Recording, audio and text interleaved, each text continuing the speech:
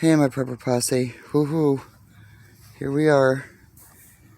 We made it. Back at the booth. Getting ready to unload. Oh my gosh. It's nice and hot. So, no, it's not really humid, but it's hot, that's for sure. Whew.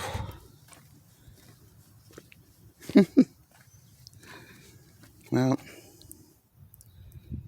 yep. The animals are getting fresh air.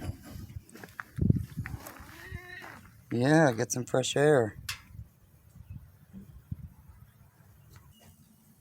I cannot even believe it. We did that. What a drive, too. We got messed up coming out from Georgia, Alabama line, where Georgia was black, pitch black, like it was 9 o'clock at night.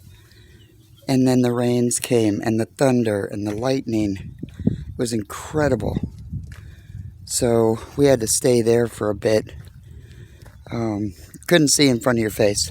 It rained so hard, there was no driving, and everybody pulled over.